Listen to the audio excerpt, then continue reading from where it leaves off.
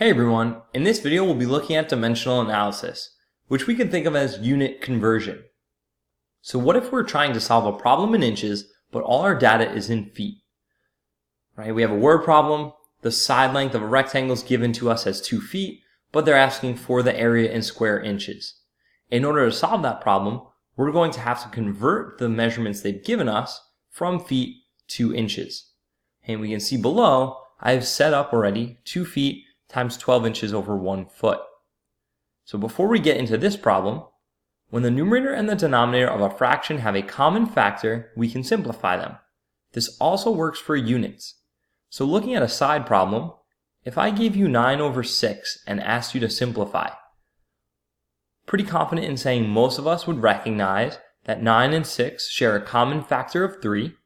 So the 9 simplifies to 3, the 6 simplifies to 2, and we could say that this is equal to 3 over 2, right? We simplified the common factors. So this also works for units, and it's really the key of a dimensional analysis problem. So looking back here, we have 2 feet, technically over 1, times 12 inches over 1 foot. So notice we have the same unit in the numerator as we do in the denominator, so we can simplify those units. And now notice the only unit that's left is inches. So we do 2 times 12, multiplying across. 1 times 1 is just 1, so we don't need to write it. And then inches. Okay, so we've successfully converted 2 feet to 24 inches. Now, how did we figure this out? Well, if we know that 12 inches is equivalent to 1 foot, we could use that equivalency to create what we refer to as a conversion factor. And a conversion factor is a fraction in which the numerator and the denominator are equal quantities expressed in different units. One decision we have to make with our conversion factor is how to set it up. In this case, it was already set up for us with the inches in the numerator and the feet in the denominator. So when setting up your conversion, let the units help you decide where the numbers go. And that's the best piece of advice. So let's look at an example to go through what this is telling us. So convert 150 seconds into minutes. So we have 150 seconds over 1. Now we're going to multiply it by a conversion factor. Well, since we're trying to go seconds to minutes, we should know that 60 seconds is equal to 1 minute. So we're going to use that equivalency to create a conversion factor. Now we have 2 choices here. We could either write it as 1 minute over 60 seconds or 60 seconds over 1 minute. But remember what our goal is. Our goal is for the seconds unit in the numerator to simplify with a seconds unit in the denominator. So that tells us that we should put the seconds unit in the denominator, minutes unit in the numerator, and we'd have 1 minute over 60 seconds. Okay, and there's our conversion factor, and now we can simplify. So seconds simplify with seconds. We multiply straight across, so we have 150 over 60 minutes. And now simplifying the fraction, zeros cross out. 15 and 6 have a common factor of 3. So we get 5 over 2. So we have 5 over 2 minutes, or 2.5 minutes, written as a decimal. I'll give some space there so it doesn't look like the word minor. Okay, now let's look at a little bit more complex problem.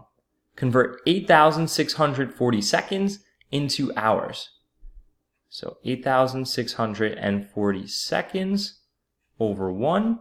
And now we're going seconds to hours. In this particular example, it's going to be better for us to use 2 conversion factors. And that's because we know that 60 seconds equals 1 minute, and 60 minutes equals 1 hour. So just like the seconds and minutes in the example above, we're going to have 1 minute over 60 seconds as our first conversion factor. And then we're going to simplify the seconds. We are left with minutes. And then we want the minutes unit to simplify. So using this equivalency, we're going to have 1 hour over 60 minutes. Now let's check that our units simplify the way we want. Seconds simplify with seconds, minutes simplify with minutes. Now, before we start multiplying everything, let's see if we can simplify some of the numbers beforehand. So this 0 factors with that 0, right? Factor of 10, we can take out of the 8,640 and 60. And let's see. That should be sufficient. Let's see what we get.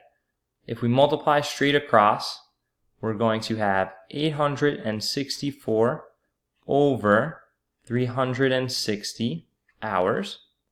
And if we simplify this, and using a calculator, we're going to have 12 over 5 hours, right? Or 2.4 hours. Right, so that's the basic setup for a dimensional analysis problem. Now, one of the big things is we need to know what the equivalencies that we're using are. So some of the more common ones that we may see are here. Okay, so we have inches, centimeters, miles, yards. Here we have pounds, ounces, kilograms. And then here we have some liquid measurements, quarts, pints, gallons, liters. Okay, so these are all different equivalencies that could be really helpful in a dimensional analysis problem. So complete the following conversions. The first one, 4 pounds, 2 kilograms. So we're going to start with 4 pounds. LBS is the abbreviation. So we need an equivalency between pounds and kilograms. So we have that 1 kilogram is equal to 2.2 pounds. We could have also used the conversion where 1 pound equals 0.45 kilograms. Would wind up with the same answer using either equivalency. So using this equivalency, we need the pounds unit to simplify. So the 2.2 pounds goes in the denominator. The 1 kilogram goes in the numerator. So the pounds unit simplifies. So multiplying straight across, we're left with 4 over 2.2 kilograms. Then I'm going to move the decimal place 1 over. So that gives us 40 over 22 kilograms. Numerator and the denominator have a common factor of 2. So 20 over 11. So our final answer is 20 over 11 kilograms. The next example, 14 fluid ounces, 2 cups. So we have 14 fluid ounces over 1 times. So we need an equivalency between fluid ounces and cups. So we have that 1 cup equals 8 fluid ounces. And again, with our conversion factor, we need the fluid ounces to be in the denominator. So 8 fluid ounces in the denominator, 1 cup in the numerator. The fluid ounces simplify as a unit. Now 14 and 8 have a common factor of 2. So we can simplify to be 4 and 7. So we get 7 over 4 cups, or 1.75 cups. And what you'll notice that I did differently in this last example, instead of multiplying straight across first and then simplifying, I chose to simplify the constants the same way that I did the units before I did the multiplication. The preference is really yours. Whatever you feel more confident with is the way that I would suggest to do it. Okay, but for me, without working with a calculator, I like it when I can simplify the smaller numbers before I do my multiplication. Our next example, 900 feet into yards. So 900 feet over 1. Now, feet to yards is not an equivalency on that chart a few slides back, but it's one of the more common ones in the fact that 3 feet equals 1 yard. So using this equivalency, we can create a conversion factor where feet is in the denominator, yards is in the numerator.